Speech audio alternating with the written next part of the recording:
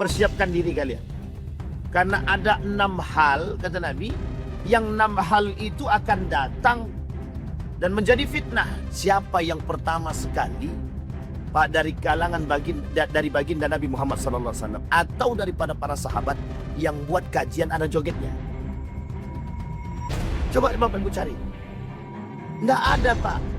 Akan datang wabah-wabah yang mematikan. Bahkan bukan manusia saja yang dimaksud oleh Nabi mematikan itu. Termasuklah binatang-binatang ternak kalian, kata baginda Nabi.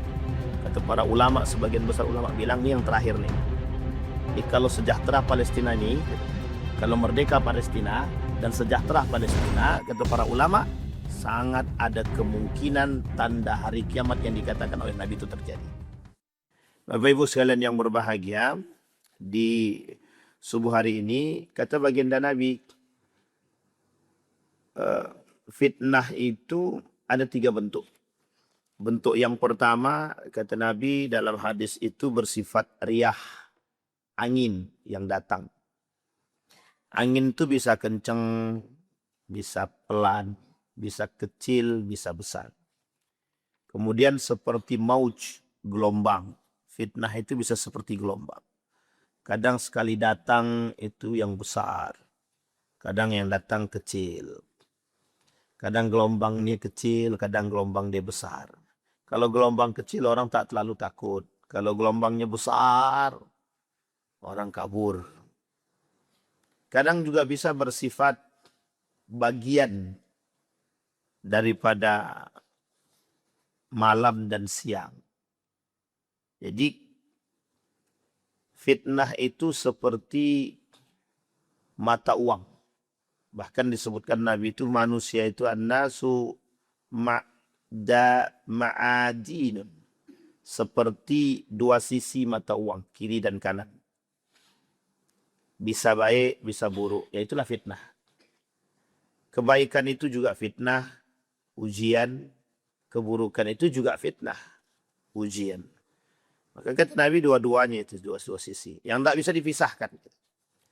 Sehingga dalam riwayat yang lain, badiru bil a'mal salih ka qita'il lail muslim, kata Nabi. Perbanyak melaksanakan amal ibadah yang soleh. Kata Nabi itu bagian.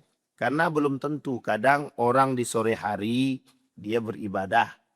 Malamnya dia maksiat sama Allah. Malam dia ibadah, siangnya jadi kafir dia. Karena Nabi bilang begitu, yusbihur rajul mu'minan wa yumsi kafiran. Pagi dia jadi orang mukmin, malam dia kafir dia. Nah, ini sering kita temukan, banyaknya orang-orang begini. Siang subuh rajin dia, taat ibadah dia. Salat di masjid.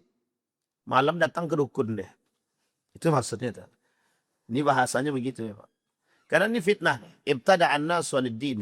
Banyak nanti orang-orang tuh yang membuat bid'ah dalam agama tuh banyak sekali. Bukan sedikit. Karena memang fitnahnya itu. Ya. Fitnah akhir zaman itu. Ada orang-orang memperbarui kurikulum agama. Ya. Kira-kira baca Quran itu baik apa buruk? Baik apa buruk Pak baca Quran itu? Baik kan? Tapi kalau baca Quran dalam kamar mandi? Paham maksud saya maksudnya ini Bapak? Jadi kadang kebaikan itu kalau tidak ditaruh pada tempat itu tak cocok. Nah itu yang kemudian terjadi sekarang fitnah itu. Jadi kadang-kadang sekarang ini mengatasnamakan agama, tapi tak tahu tidak pada tempatnya. Ngaji itu kan baik. Kajian itu baik. Tapi ketika kajian itu dibarengi dengan hal-hal yang syubhat itu jadi tidak baik. Gitu. Banyak perbuatan-perbuatan yang baik itu yang tidak ditempatkan pada tempatnya menjadi tak baik. Misal perempuan pakai kerudung mesti baik. Baik sangat perempuan pakai kerudung tuh. Tapi ketika dia pakai kerudung, tapi kemudian dia bersentuhan dengan laki-laki itu tidak baik. Yang disalahkan kerudungnya atau bersentuhannya? Bersentuhannya. Tapi kan kerudungnya kena itu. Kok pakai kerudung tapi coel-coel. Paham maksud saya Bapak Ibu ya? Sholat tapi maksiat. Tapi itu tak terlalu, kata Nabi. Yang parahnya itu, ada orang yang sampai derajat perbuatannya itu pada kufur dan kafir. Kafir dan kufur ini sebenarnya berbeda. Kalau kufur, itu seperti Allah sebutkan di dalam Al-Quran. La yahbitanna, kata Allah. Habis amal ibadah dia. Itu kalau dia kufur. Tapi kalau kafir dia bukan muslim dia. Kafir ini sendiri, oleh sebagian ulama-ulama Al-Quran itu membedakan. Kafir itu tidak semuanya yang tidak Islam itu kafir, kata dia. Kita ambil contoh. Kira-kira orang Buddha, orang Hindu kafir tak? Dalam kajian kita kafir apa tidak? Kafir ya. Tapi kata para ulama, yang disebut dengan kafir itu bukan itu saja. Gitu. Ada pembagiannya sebenarnya. Kafir itu lebih tepatnya digunakan untuk Yahudi dan Nasrani. Kata para ulama, kafir itu diperuntukkan Yahudi dan Nasrani. Selain daripada kafir itu ada lagi. Namanya musyrik. Nah, itulah yang selain daripada kafir dan selain daripada Yahudi dan Nasrani, semuanya masuk musyrik. Kata para ulama Al-Quran itu di dalam Al-Quran itu ada kalimat kafir, ada kalimat musyrik. Jauhi oleh kalian orang-orang kafir. Nah, yang kafir di sini itu sandarannya dulu pada masa Nabi kafir Quraisy. Nah, orang kafir Quraisy ini ada dua. Ada yang Yahudi, ada yang Nasrani. Karena waktu itu cuma itu, di Madinah juga begitu. Ketika di Mekah, itu jelas kafir Quraisy-nya itu. Karena memang musuh Nabi itu. Kenapa dikatakan di situ disebutkan kafir Quraisy itu? Karena memang paman-paman Nabi itu. Dan ahlul Quraisy semua kan di situ. Gitu. Di kafir dia. Gitu. Memang belum masuk Islam, mendengarkan Islam tapi tak masuk. Alasan mereka tak masuk Islam karena gengsi. Bukan karena yang lain. Tidak ada karena yang lain. Abu Jahal, Abu Lahab, Abu Sufyan waktu itu semuanya. Termasuk Amr bin As itu. Mereka tidak masuk Islam itu cuman bukan karena tidak mau. Gengsi. Nah, jadi tak mau masuk Islam itu karena gengsi. Sebenarnya kalau kita mau tanyakan sekarang sama juga. Kenapa kita katakan gengsi juga? Ya karena sebenarnya Islam menunjukkan kebenaran, tapi yang lain tidak kan gitu. Nah, ini masalahnya. Kalau dalam kajian kita begitu. Sehingga posisi Islam itu pada masa itu memang musuhnya tidak jauh. Musuhnya memang orang kafir Quraisy. Kafir Quraisy itu dari kabilahnya baginda Nabi juga kan. Orang Quraisy juga gitu. Sehingga kata Allah yang tidak mau masuk Islam, kafir dia. Kenapa kafir? Dia menutupi kebenarannya. Dia tutupi diri dia dari kebenaran. Kenapa dia tutupi diri dia dari kebenaran? Karena gengsi tadi. Tahu enggak mereka kebenaran itu? Tahu dia. Sekarang saya tanya, ada enggak orang-orang begitu tahu dia kebenaran tapi mereka enggak mau terima? Nah, begitu juga. Maka sebenarnya bisa kita bilang kafir, Pak Ustaz. Bisa jadi. Ada orang muslim tapi tak mau menolak kebenaran itu berarti kafir juga dia sebenarnya. Gitu. Menutupi diri daripada kebenaran. Berarti banyak orang kafir sekarang Ustaz. Ya, banyak memang. Bukan kafir secara keyakinan tapi perilaku dia kafir banyak. Gitu. Makanya kita bilang pagi dia kok ibadah. Malam kok dia maksiat sama Allah. Kok bisa jadi kafir? Ya karena tergantung kekuatan iman tuh sampai mana. Dari pagi sampai malam. Sampai ada doa begini. Ya Allah kata Nabi dalam hadisnya itu. Dia bertaubat dia di pagi hari. Agar dosa yang malam itu dihapus. Dia bertaubat di malam hari. Agar dosa yang pagi ini dihapus. Nah itu dia. Kaitan lawan daripada yang tadi. Yumsi kafiran. Yusbih mu'minan wa yumsi kafiran. Atau sebaliknya. Yusbih kafiran wa yumsi mu'minan. Lawannya, ada orang yang berdoa di malam hari untuk dosa-dosa dia di pagi hari. Dan ada orang yang berdoa, bertobat dia di pagi hari untuk dosa dia di malam hari. Itu kenapa alasannya kita diperintahkan untuk terus-terus bertobat. Kata Nabi, perbanyak taubat itu. Kan taubat yang paling sederhana itu mengakui kesalahan. Nah, itu taubat pertama. Taubat yang kedua itu, kita barengi dengan perbuatan. Apa perbuatan kita? Nah sebenarnya ada taubat yang paling besar itu. Kejujuran dalam hati atas perbuatan yang salah yang kita buat. Kadang tak mengaku dia salah. Hati ini. Kalau lisan mungkin mengakui tapi hati kadang susah. Nah, yang orang-orang seperti ini. Kata Nabi, kita. Nah, jadi bentuk-bentuk daripada fitnah itu begitu. Ada 3 bentuk tadi. Ada yang sifatnya angin. Kadang angin itu sekali datang kuat, seger. Pas lagi panas, tiba-tiba datang, duduk di depan. Angin datang kenceng tuh. Senang kita. Bisa jadi ujian, bisa jadi. Bisa jadi cobaan yang besar, bisa jadi. Tapi kalau yang datang angin topan, saya kira tak ada yang nunggu di depan itu. Kabur semua. Sama. Ketika ujian yang datang itu kecil, masih bisa kami tampung. Tapi sekali ujian itu datang yang besar, kadang-kadang kita mohon maaf, bisa sampai keluar daripada Islam kita. Ini bahayanya di situ. Ketika ujian persoalan anak tidak naik sekolah, atau anak susah cari sekolah, atau mungkin anak tidak bisa masuk ke tempat universitas. Ya mungkin ujiannya masih bisa kita tampung, masih ada di sekolah yang lain nak. Gitu. Tapi tiba-tiba datang angin dari atas lebih kencang gitu. Rumah tangga rusak, orang tua sakit, anak kemudian melakukan narkoba, rumah terbakar, kebun habis. Kira-kira stres enggak tuh Pak? Kalau sempat kita sampai stres itu, dan tidak mengakui, atau kita datang justru kepada manusia, atau kita tak datang kepada Allah, habis kita di situ. Rugi semua kita. Sudah rugi dunia, rugi akhirat juga. Gitu. Nah, itu yang disebut. Maka ada orang-orang yang kadang-kadang salah kaprah dalam melakukan perbuatan. Gitu. Dengan sekian banyak persoalan yang datang, dia justru bukan datang kepada Allah, tapi dia datang kepada manusia, dia datang kepada dukun, dia datang kepada ini, kepada itu, dan lain sebagainya. Gitu. Yusbih mu'minan wa yumsi kafiran. Ini ketaatan istiqamah, kekuatan istiqamah namanya. Bagaimana menjadikan diri kita tetap istiqamah.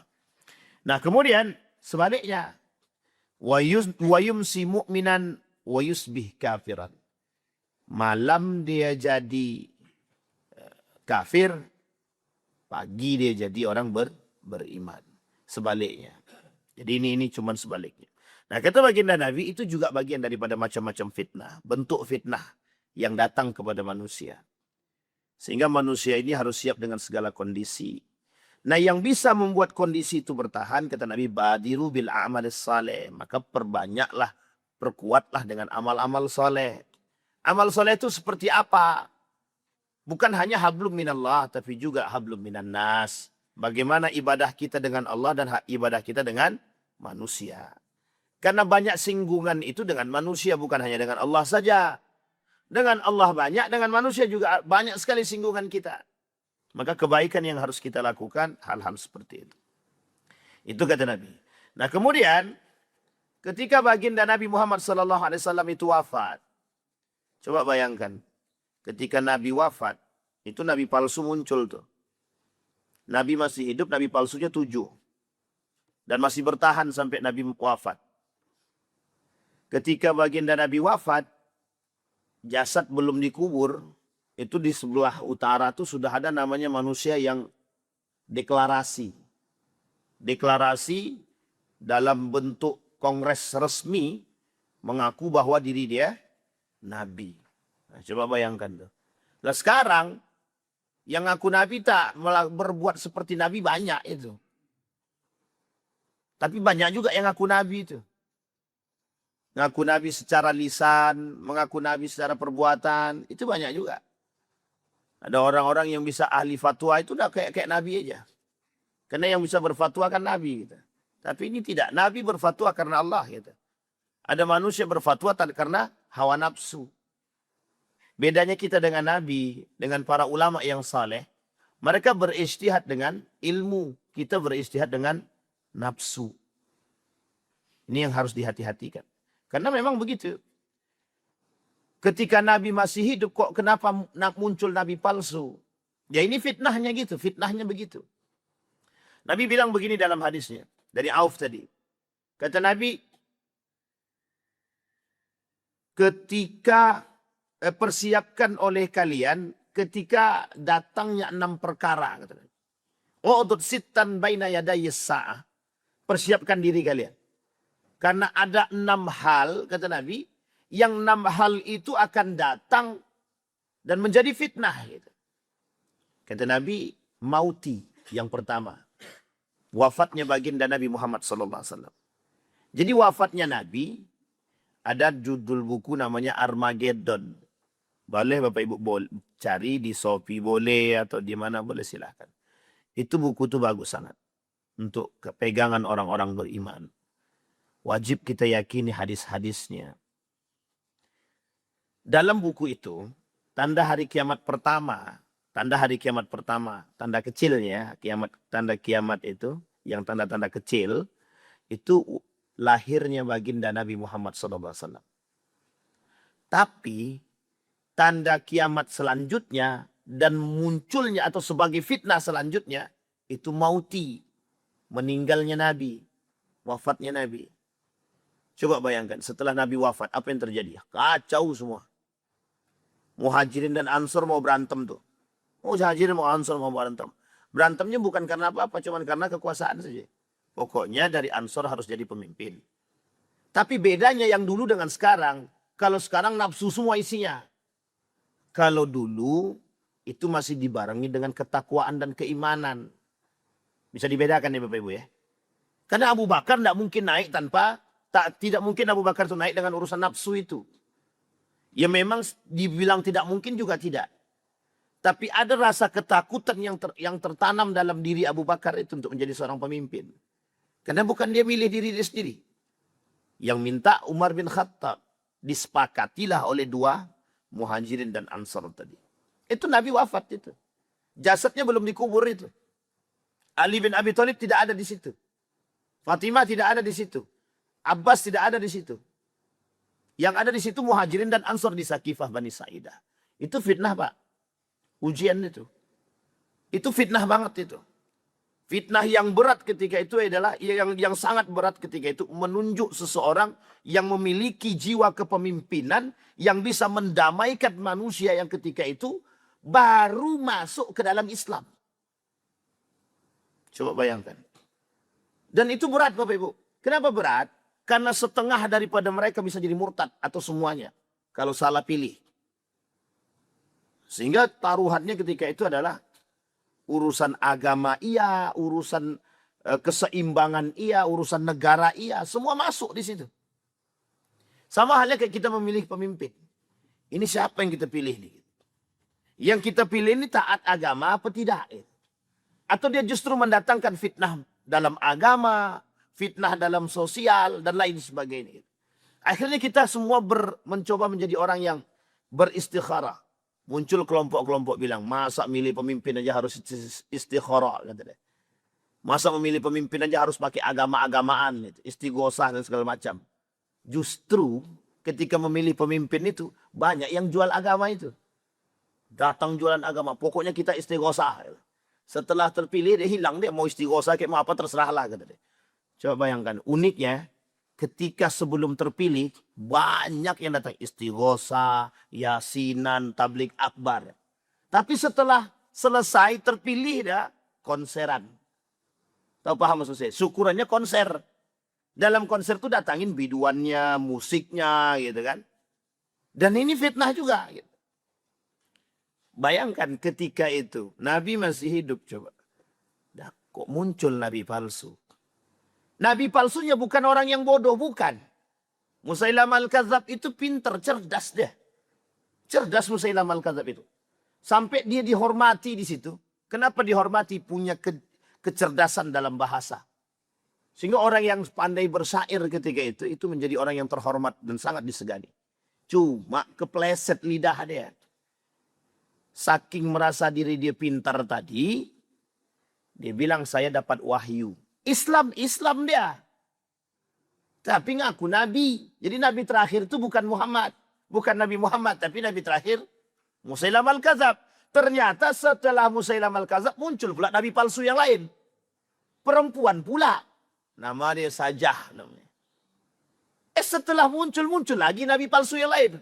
Jadi di 3 tempat muncul 3 Nabi sekaligus. Tempat pertama Musailamah al-Kadzab. Tempat kedua Sajah. Ya tempat ketiga Tulaihah. Nah ada yang keempat. Yang keempat itu tapi dah agak jauh sedikit. Ada Al-Mukhtar. Al-Ubaid Al-Thaqafi namanya. Al-Mukhtar Al-Ubaid Al-Thaqafi. Itu juga Nabi palsu. Kalau Mirza Ghulam Ahmad mesti Bapak Ibu tahu kan. Nah, ini pernah yang tua-tua mesti sudah hidup sezaman itu gitu. Mirza Ghulam Ahmad. Tapi ini jauh daripada baginda. Ada namanya Al-Aswad. Banyak pokoknya Bapak Ibu nabi palsu itu. Dan itu nabi masih hidup. Nah, sekarang pertanyaannya, apa korelasinya nabi palsu ini dengan wafatnya nabi? Maksud nabi, wafat aku, banyak orang-orang yang ibtada'a bid-din. Akan banyak orang yang membuat agama itu dibid'ah-bid'ahkannya gitu. Paham sampai sini ya Bapak Ibu? Jadi bid'ah-bid'ah agama itu muncul semua. Yang tak pernah Nabi buat itu semuanya muncul semua. Yang tidak diridhoi oleh para sahabat muncul semua. Kita ambil contoh. Pada masa Nabi Nuh alaihissalam, itu ketika wafatnya Nabi Adam, Idris, itu muncul 5 orang tidak nabi tapi dianggap soleh. Karena mewariskan agama yang dibawa oleh Nabi Adam alaihissalam. Kitab tauhidnya dibawa Nabi Adam alaihissalam turun ke Idris. Sebelum sampai ke tangan Nabi Nuh. Ada 5 orang soleh. 5 orang soleh ini ketika mereka masih hidup mereka mengajarkan agama, mengajarkan nilai-nilai dan tauhid. Singkat cerita, ini singkat aja ceritanya. Singkat cerita, itu yang 5 orang wafat satu-satu. Dah, wafat satu-satu. Yang pertama wafat, yang kedua wafat, yang ketiga. Tinggal 1 orang. Ketika yang satu ini tinggal, dialah yang mengajarkan kepada manusia-manusia yang tinggal di situ. Singkat cerita, wafat nih yang terakhir nih. Apa kata jamaahnya? Apa kata masyarakatnya? Siapa yang akan mengajarkan kami agama? Siapa yang mengingatkan kami kalau kami salah? Apa kata iblis? Tenang. Buat patung untuk mengingat mereka. Biar kita selalu teringat akan ajaran mereka. Buat patung. Dibuat nih patung. Ketika sedang buat patung, ada goresan dalam hati. Agamaku tidak boleh melarang kami membuat patung. Apa kata iblis? Bukan untuk disembah. Untuk mengingat aja. Sampai sini paham ya? Ini belum datang Nabi. Belum datang Nabi. Tapi orang soleh tadi udah wafat. 5-5-nya udah wafat nih. Singkat cerita, pada generasi ketiga. Yang 5 orang patung yang dibuat tadi. Bukan lagi jadi orang soleh. Dianggap Tuhan. Sampai sini paham? Sekarang kita lihat goresan-goresan tersebut. Nabi wafat. Yang paling soleh. Yang paling maksum. Nabi palsu muncul. Nabi palsu muncul. Ini lebih sadis daripada itu. Jadi ketika Nabi palsu muncul. Yang datang banyak. Kenapa mereka percaya? Loh karena Musailamah ini pintar cerdas. Bahasa dia bagus. Dianggap Nabi. Mengaku punya dapat wahyu. Dibacakanlah sama Musailamah al-Kadzab tentang ayat-ayat. Yang ayat tersebut tidak ada di dalam Al-Quran. Tapi ayat tersebut yang dibuat oleh Musailamah al-Kadzab sendiri. Sampai sini paham ya? Tidak ada yang dibuat oleh Nabi. Tak pernah dibuat oleh Nabi. Tak pernah dibuat oleh para sahabat yang lain. Karena dia sebenarnya hidup sezaman dengan sahabat. Tapi tidak masuk dalam kategori sahabat. Karena dia ngaku Nabi tadi. Uniknya, lisan dia membacakan yang dianggap ayat dan diamini oleh pengikutnya. Sekarang saya tanya Bapak Ibu. Siapa yang pertama sekali dari kalangan baginda Nabi Muhammad SAW atau daripada para sahabat yang buat kajian anak jogetnya? Coba Bapak Ibu cari. Tidak ada Pak. Hari ini orang akan bilang itu cuman sekedar tarfih, hiburan. Oke, hiburan. Hari ini. Pertanyaannya generasi 2 tahun yang akan datang. Yang ini jadi apa? Wajib atau halal atau haram? Atau wajib dilakukan? Kita ambil contoh yang paling sederhana. Mohon maaf ya jangan tersinggung. Kita ambil. Ini yang versi salahnya. Yasinan. Kita ambil contoh Yasin. Orang meninggal. Ada yasinan Pak. Yasinan nih. Dulu orang paham zaman dulu. Ini paham orang zaman dulu nih. Yasin itu dibuat. Karena waktu kondisi itu Islam ini sedikit. Sehingga harus masuk dalam urusan budaya. Masuklah.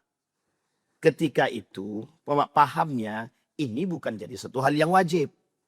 Tapi ini perbuatan yang ketika itu dianggap penting untuk menarik orang dan bisa berlemah lembut. Karena hubungan manusia dengan manusia. Sampai di sini paham ya Bapak Ibu. Ini urusan sosial. Dimasukkanlah agama. Sampai sekarang kalau ada orang meninggal tidak yasinan, kira-kira gimana telinga kita dengar? Sampai ada yang mengatakan kalau tidak dibacakan Yasin, ini mayat menangis. Kalau tidak dibacakan Yasin, ini bid'ah. Ini bahaya. Sampai mereka katakan baca Yasin itu wajib. Nah, sekarang pertanyaan saya, kapan, berapa generasi, berapa abad? Dari dulu, dari zaman Wali Songo sampai sekarang, berapa jaraknya? Kita anggap itu 1700. Dari 1700 sekarang sudah 2000 lebih. Berapa tahun? Berubah makna.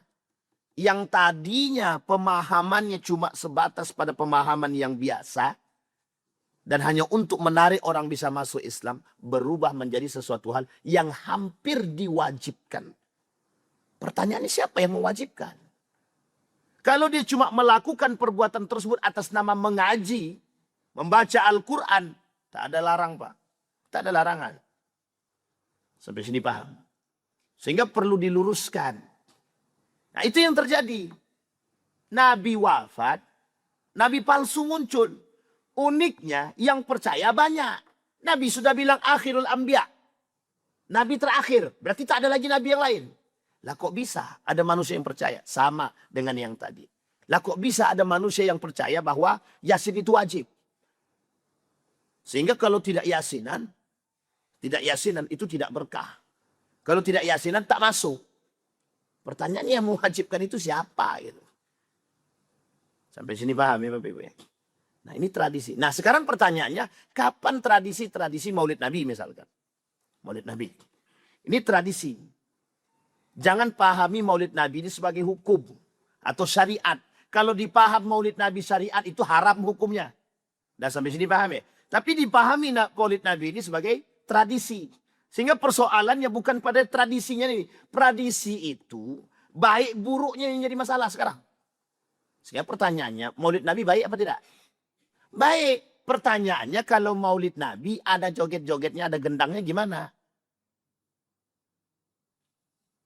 Ustaz, itu gendangnya Islami. Betul, gendangnya Islami.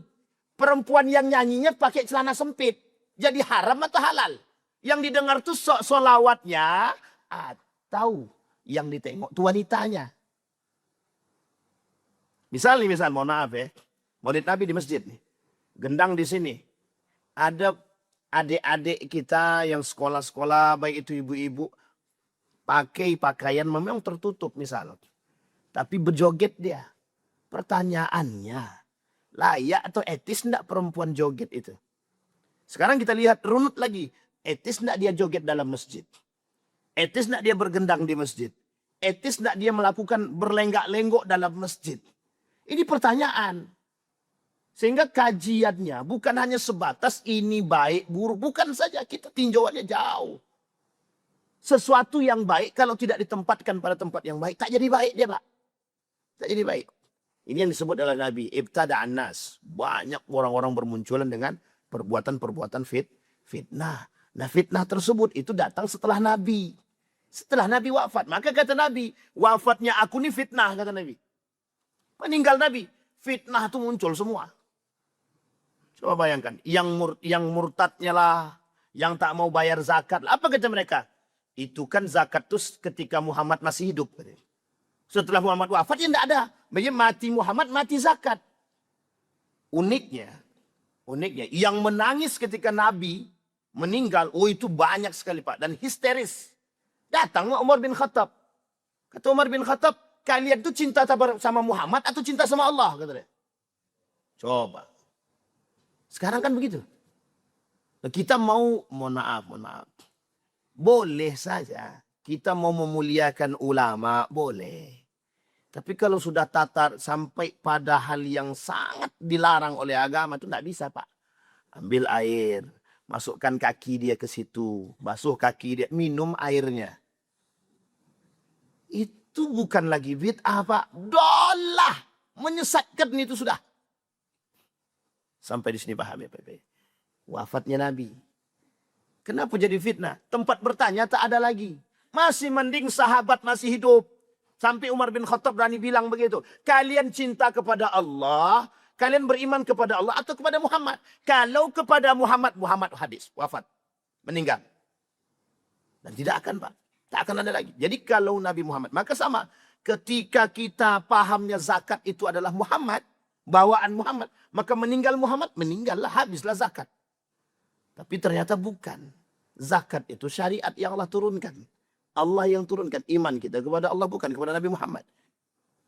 Maka persoalannya, kata Nabi 1400 tahun yang lalu, mauti, fitnahnya itu meninggalnya baginda Nabi Muhammad sallallahu alaihi wasallam. Dan berat bagi para sahabat. Sekarang kita lihat, kita ambil satu contoh. Sahabat itu kita ambil saja, sahabat itu ratusan, Pak. Tapi ada, kita anggap aja 60 orang saja. Kalau ratusan terlalu banyak, kita hitunglah 60. Sahabat itu ada 60 orang. Kalau di antara sahabat yang 60 orang ini, kira-kira apakah semua sahabat ini sholat subuhnya berjamaah dengan Nabi setiap waktu? Nah, sampai di sini paham ya Bapak Ibu ya? Apakah sahabat Nabi ini sholat bersama Nabi, sholat subuh, sholat zuhur, sholat asar, sholat isya, sholat maghrib, sholat isya berjamaah dengan Nabi setiap waktu? Saya sangat yakin belum tentu. Sampai sini paham ya? Belum tentu. Kenapa saya katakan belum tentu? Karena ada sahabat yang berdagang, ada sahabat yang keluar kota, ada yang sahabat berdagangnya keluar, ada yang sahabat mungkin agak jauh jaraknya daripada baginda Nabi Muhammad SAW. Sampai sini paham ya? Pertanyaannya adalah, mungkin tidak terjadi perbedaan dari 60 sahabat ini ketika melihat Nabi? Mungkin atau tidak? Pertanyaannya bisa kita salahkan. Umar bin Khattab ente salah. Ubay ente salah. Tidak mungkin, Pak. Sahabat Nabi, Pak. Dan ketika para sahabat ini salah, mereka akan datang kepada Nabi untuk bertanya, yang kami buat ini betul apa salah? Nah, contohnya begitu. Sehingga Bapak Ibu sekalian yang berbahagia, Nabi kan tempat bertanyanya jelas gitu. Sehingga para sahabat kalau punya masalah tanya sama Nabi. Sekarang Nabi tak ada, sahabat tak ada, tabi'in tak ada, tabi'in tak ada. Tinggal para ulama. Ulama pun terbagi dua, tergantung ulama yang mana, ulama dunia atau ulama akhirat. Lah kalau ulama dunia apa yang kita tanya selesai, Pak? Apa yang kita tanya selesai? Boleh kami joget? Boleh. Boleh son horek? Boleh. Boleh perempuan joget? Boleh. Itu kalau ulama dunia asal datang duit. Sampai sini paham. Tapi kalau ulamanya akhirat, dia pertimbangkan semua dengan keilmuan, Pak. Sesuai tidak dengan apa yang dikatakan oleh baginda Nabi Muhammad SAW. Sampai sini paham ya Bapak Ibu. Jadi kata Gus Kausar itu, jangankan son horek. Katanya. Maulid Nabi aja bisa jadi haram. Katanya. Kapan maulid Nabi haram? Ya kalau sudah keluar daripada batas nilai-nilai norma-norma agama. Dan itu sangat masuk akal, Pak. Sangat masuk akal. Nabi tak ada. Tempat bertanya tak ada. Sehingga terjadi ikhtilaf itu sangat. Umar bin Khattab pernah menarik kerah baju sahabat Nabi yang lain. Ketika sahabat Nabi ini jadi imam. Didengarin sama Umar bin Khattab. Lu kok nggak sama dengan saya? Katanya. Dibaca suratnya tak sama. Surat Ar-Rahman dibaca. Tak sama, Pak. Beda. Suratnya sama, modelnya berbeda. Sehingga ditarik sama Umar bin Khattab. Engkau ini sesat nih. Katanya. Ini bahasa kita ya. Sesat nih. Nah, coba bayangkan. Karakter itu ada nggak sekarang begitu? Baru selesai sholat kita. Dicegat sama orang. Kau ini sesat nih. Imam sesat tuh nih. Nggak sah sholat tuh nih. Aku sholat lagi lah. Katanya. Kejadian, Pak. Wajar tuh. Kalau sekarang nih. Kenapa wajar? Jauh dari Nabi. Jauh daripada sahabat. Sampai sini paham ya? Itu masa Nabi. Ditarik sama Umar bin Khattab. Dibawa ke Nabi. Kata Nabi. Akra'uka hakaza wa akra'uhu hakaza. Aku bacakan kepada dia dengan model begini. Aku bacakan kepada engkau model begini. Ini alasan. Kenapa Allah sebut. Nabi bilang. Al-Quran itu turun dalam 7 huruf. Al-Quran turun dalam tujuh huruf. 7 huruf itu apa? 7 dialektika bahasa Arab. Bahasa Arab di antara 7 ini, yang paling tinggi bahasa Arab Quraisy. Kafir Quraisy, bukan kafir Quraisy, bahasa Arabnya orang Quraisy itu paling tinggi, dialektika paling baik dalam bahasa Arab. Sehingga diambillah dialektika Quraisy ini yang dimasukkan ke dalam Al-Quran yang digunakan oleh Allah. Bahasa paling baik. Tapi tidak menutup kemungkinan ada beberapa bahasa Arab, makna-makna tertentu yang Allah masukkan ke dalam Al-Quran yang tidak ada dalam, pernah kita dengar secara lumrah. Gitu. Sampai sini paham ya? Itu aja terjadi ikhtilaf. Apalagi sekarang yang jauh dari Nabi. Sangat mungkin kata Nabi mauti fitnah. Meninggalnya Nabi fitnah. Maka fitnah yang nampak itu sebenarnya ketika Nabi wafat adalah ibtada'an nasu 'anid-din. Banyaknya manusia melakukan urusan-urusan yang baru dalam soal agama yang tidak Nabi buat. Dan mengarahkan kepada kesesatan. Sehingga Nabi gandeng dengan hadis yang lain. Kata Nabi ada ulama, ada da'i, ada orang yang paham agama, ada orang alim dengan keilmuannya. Du'atun ila abwabi jahannam, kata Nabi. Yang ngajak ke neraka jahannam. Bukan ngajak ke surga, tapi ngajak ke neraka jahannam. Contoh mulai muncul Musailamah al-Kadzab. Musailamah al-Kadzab mengaku Nabi. Kira-kira ngajak ke surga atau neraka itu? Jelas nerakanya Pak.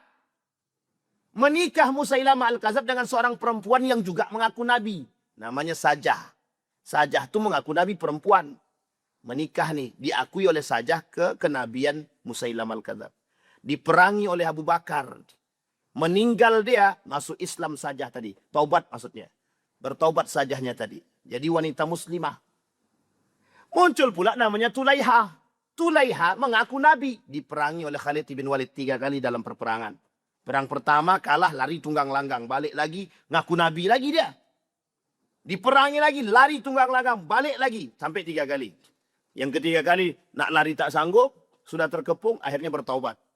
Sampai akhir hayatnya dia meninggal dalam keadaan berperang. Dalam keadaan Islam yang baik. Sampai sini Pak. Jadi itu kondisi manusia sekarang kan. Murtad, mukmin, murtad, mukmin, murtad, mukmin. Tapi kalau sudah keterlaluan begitu itu tak baik. Kalau sudah murtad itu udah lain. Tapi kalau cuma sesat itu banyak.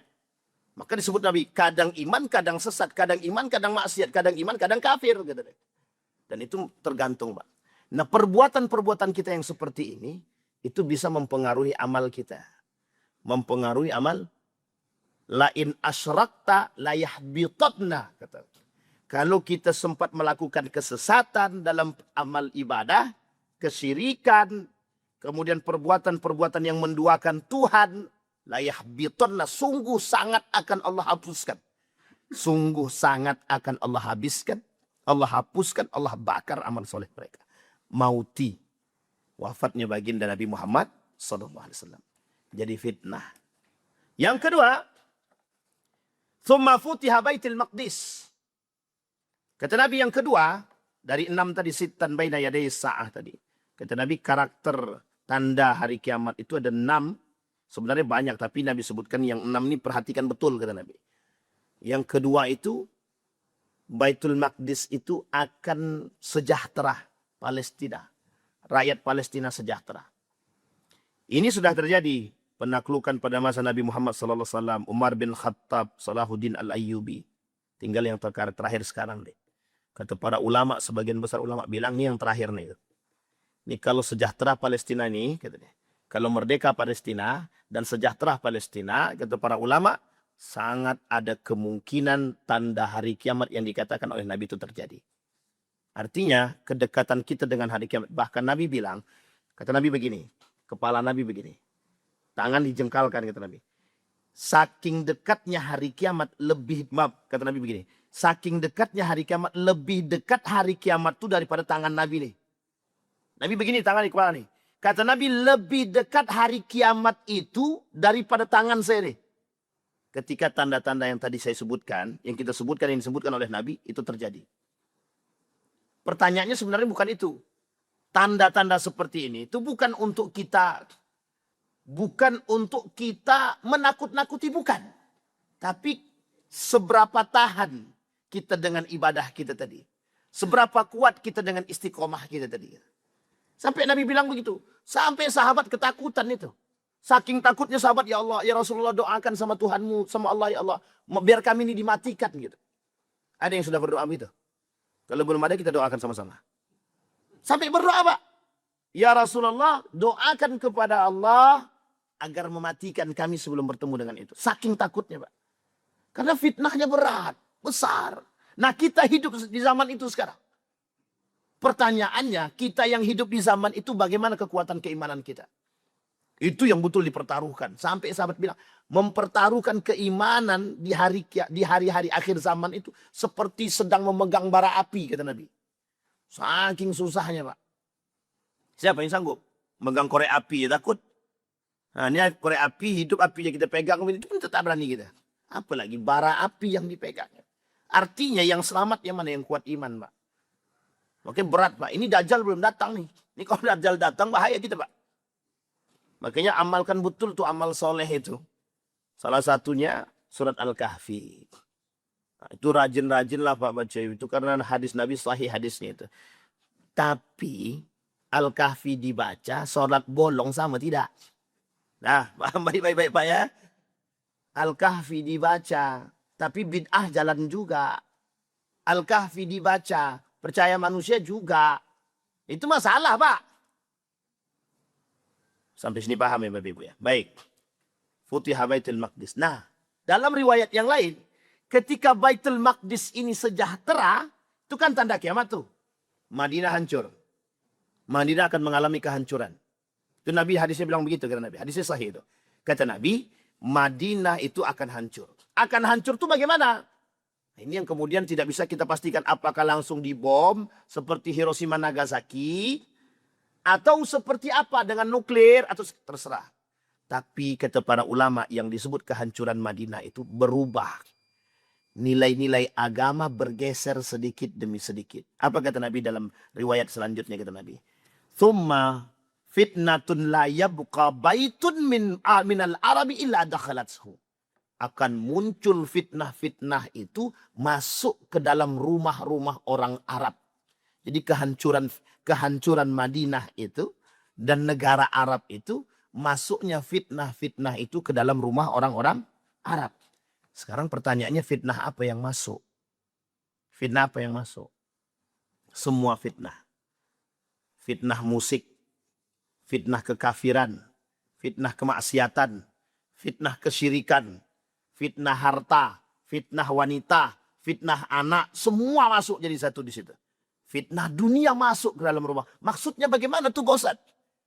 Orang-orang Arab yang tadinya dekat dengan Al-Quran dan nilai-nilai agama, mereka akan selewengkan sedikit demi sedikit. Sampai sini paham nih. Ini bahasa kiasan yang memerlukan penjelasan. Maksudnya apa? Bergesernya nilai agama dari orang-orang pemegang kendali agama. Maksudnya apa? Dulu kan agama nih, Islam ini datang dari Arab. Kalau bahasa mereka, datangnya dibawa oleh orang-orang yang memang tinggal di Arab. Baginda Nabi Muhammad SAW. Lahir di Mekah. Pindah ke Madinah. Mekah, Madinah sentral untuk Islam. Pada saat itu kenapa? Karena Nabi hidup di situ. Sekarang rumah-rumah orang-orang yang pernah mendengarkan Islam itu dan berpegang teguh dengan nilai Al-Quran itu nanti tak lagi begitu. Dengan musik lebih banyak persentase musik daripada Al-Quran. 60-nya musik, 40-nya Al-Quran. Semakin akhir nanti 70-nya musik, 30-nya Al-Quran. Nanti naik lagi 80-nya musik, 20-nya Al-Quran. Itu terjadi di Andalusia, Spanyol. Di Spanyol terjadi. Makanya di Eropa itu sekarang sangat berkembang yang namanya musik itu karena ada pembawanya. Dan yang bawanya juga Muslim. Nah, itu nanti kapan waktu dikaji sejarahnya Andalusia. Banyak itu penyebabnya Pak. Nah sekarang begitu. Ketika Sonhorek saja. Sonhorek itu diharamkan. Yang protes siapa? Muslim juga. Apa kata mereka? Main halal haram aja. Kata. Ya. Sampai sini paham ya Bapak Ibu ya. Ini sebenarnya sederhana sebenarnya. Ini kalau yang berbicara ini selesai itu. Tapi untung kita punya ulama-ulama yang baik. Ulama-ulama yang benar. Didatangin tuh pakarnya Pak. Didatangin yang ahlinya tuh. Son Horeg tuh hidup di sana, kaca ini bisa pecah nih Pak. Saking berbahayanya gitu. Sehingga banyak yang tersinggung, banyak yang sakit, banyak yang ini menyebabkan kekacauan segala macam. Diharamkan oleh para ulama. Diharamkan itu para ulama. Pertanyaannya, yang diharamkannya Son Horegnya atau musiknya gitu. Harusnya dua-duanya. Bukan hanya sekedar Son Horegnya saja. Sampai sini paham ya Bu? Karena Son Horegnya kalau dihidupkan doang, tanpa musik itu juga nggak enak itu. Nggak mau orang nikmati Pak. Sampai sini paham Pak? Jadi ini fitnah Pak. Fitnahnya di situ. Fitnah hartanya. Banyak kata Nabi fitnahnya itu. Banyak sekali. Nah termasuk fitnah perempuan. Termasuk fitnah perempuan. Tenang Ibu-Ibu. Pagi ini kita tak bahas perempuan. Tenang aja. Cuman sampai aja di situ. Karena kalau kita bahas sakit hati pula Ibu-Ibu nanti. Karena betul Bu, Nabi bilang fitnah perempuan ini bahaya betul. Kata Nabi paling berbahaya fitnah itu wa'adhar wa'azab. A'zamul fitnati wa'adhar fitnat. Fitnah yang berbahaya, fitnah yang paling besar kata Nabi. Fitnatun nisa. Fitnahnya perempuan. Maka sampai Nabi bilang gini, wattaqun nara wattaqun nisa. Takutlah kalian kepada api neraka dan takut kepada fitnahnya perempuan. Bukan takut perempuan ya. Kalau takut perempuan bahaya nih. Tapi takutlah akan fitnah perempuan. Tapi dimaknai sama Pak, hampir sama dimaknai. Kalau sekarang ini, wattaqun nisa, takutlah kalian sama wanita. Betul Pak, banyak suami-suami takut sama perempuan sekarang. Saking takut, banyak laki-laki takut sama perempuan. Yang dimaksud hadis itu takutlah dengan fitnah perempuan. Sekarang Bapak Ibu tengok tuh di media sosial, perempuan mana yang tidak menjual harga diri dia? Perempuan mana yang hari ini tidak menjual harga diri? Hampir Pak isi di media sosial itu perempuan telanjang. Telanjang di sini jangan salah paham Bapak-bapak. Bukan tak pakai baju. Pakai baju. Cuman ingin menampakkan. Saya bilang kok tanggung betul. Buka aja semua selesai. Tapi kan bukan itu yang mereka mau. Tahu Bapak Ibu maksudnya apa? Demi duit juallah harga diri. Apa bedanya dengan Miss Universe? Sama. Juallah kemolekan tubuh, dapat duit. Menang bangga. Apa bangganya? Dianggap cerdas. Yang ada jahiliyah betul tuh Pak. Jadi kalau anggap dia cerdas, ada orang yang mengatakan Miss Universe itu cerdas-cerdas. Itu, mohon maaf. Sudah keblinger tuh Pak. Sampai sini paham ya Bapak Ibu ya. Nah ini fitnahnya Bapak Ibu. Mauti futiha Baitul Maqdis. Kata Nabi, Baitul Maqdis itu kelak akan sejahtera. Nah, gaya-gaya itu, karakter-karakter itu, tanda-tanda itu sudah mulai nampak. Akan sejahteranya Baitul Maqdis. Kita lihat perperangannya sekarang. Sekarang Israel nyerangnya tidak hanya Gaza, tapi juga Iran. Sekarang mulai Suriah. Dan petin itu satu-satu. Karena memang tujuannya kan penguasaan dunia, gitu, termasuk Mesir. Karena negara Yahudi itu dalam lambang bendera itu tidak boleh Bapak Ibu tutup mata. Kita harus tengok juga maknanya itu. Karena di bendera itu jelas. Di bendera itu. Jadi harapan mereka itu sampai Mesir itu jelas. Sampai Mesir itu. Jadi harus dikuasai. Dua sungai yang besar itu harus mereka kuasai. Nah semenanjung sungai itulah negara-negara yang terikat. Termasuk Syam dan akhirnya di Mesir itu harus mereka kuasai. Dan terbangun yang disebut dengan Yahudi State, negara Yahudi. Nah sampai di situ dan mereka sudah menguasai itu yang mereka inginkan sekarang. Suriah geserin dulu, Libanon habisin dulu, pokoknya semua dihabisin. Yordania giliran tunggu, dia ngantri nih, antri perperangan maksudnya, antri perang nih Pak. Pertanyaannya di mana orang-orang Sunni kan gitu, sehingga pertanyaan sekarang muncul itu. Syiah berperang dengan Israel berani dia. Sekarang orang Sunni mana? Orang Sunni nggak bisa ngapa-ngapain. Nah kita terlepas daripada persoalan Sunni Syiah ketika itu. Persoalan kita sekarang bagaimana pernyataan Nabi ini terbukti atau tidak. Dan pernyataan Nabi ini pasti terbukti Pak. Pasti. Sejahteranya Palestina ini pasti. Persoalannya kapan ini yang sedang ditunggu. Dan ketakutan orang bukan pada kemenangan Palestinanya, Pak. Ketakutan orang beriman bukan persoalan Palestina menangnya. Ketakutan orang beriman kalau Palestina menang berarti tanda kiamatnya jelas. Sampai sini paham apa Ibu? Nah, ini yang menjadi persoalan. Pertanyaannya sudah sekuat mana imanmu? Gitu. Nah ketika nanti Palestina ini sejahtera oleh panji-panji hitam. Ada yang bilang. Jadi makanya kita berbicara persoalan hal-hal tersebut tuh persoalan yang sangat-sangat mendalam, Pak. Kata Nabi, hidup Nabi buat tuh semangat jihadnya jelas. Karena perang waktu itu kan, penaklukan kota Mekah, Nabi pindah, ada perang Badar, perang Uhud dan lain sebagainya, perperangan itu jihad semua, Pak. Sekarang jihad tuh hilang. Kita cuma menonton begini aja. Jihad tuh hilang. Dan itu salah satu tanda kiamat juga, salah satu fitnahnya juga begitu. Hilangnya semangat jihad dalam tubuh orang. Tapi nanti muncul. Nanti kembali lagi, Pak. Nanti kembali lagi. Ada masanya. Maka kita tunggu. Nah sekarang pertanyaannya dalam masa penantian itu sekuat apa? Kita bersama orang yang solehkah atau bersama kelompok yang mayoritas? Kelak Islam menjadi minoritas. Minoritas di sini bukan muslimnya, tapi mukminnya yang betul-betul menjaga imannya. Kalau muslimnya banyak, Pak. Tapi minoritasnya yang mukminnya. Yang berani bertahan dengan keimanannya. Karena banyak muslim yang terpedaya dengan ini. Kapan waktu kita bahas itu Pak. Loyalitas itu. Namanya al-wala wal-bara. Sekarang udah muncul tuh pemahaman tentang itu sekarang. Diangkat lagi. Al-wala wal-bara. Loyalitas kita kepada siapa? Kafir kah? Muslim kah? Mukmin kah? Atau munafik kah? Nah, ini poin penting yang ingin kita angkat. Kemudian yang ketiga. Yang terakhir. Kata Nabi, dia ada 6, tapi kita anggap yang terakhir saja. Thumma mutanun ya'khudhu fikumul ghanam. Ada wabah, yang kelak wabah itu kata Nabi akan memakan binatang-binatang ternak kalian. Sebenarnya wabah ini sudah sering terjadi. Hampir setiap 100 tahun itu biasanya ada muncul wabah dalam prediksi. Ya. Tapi mudah-mudahan salah gitu. Ada dulu ta'un.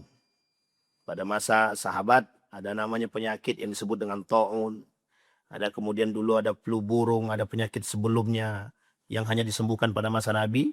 Ada Abdurrahman ibn Auf yang negara tetangga mengalami wabah yang sangat mematikan. Obatnya cuma kurma busuk.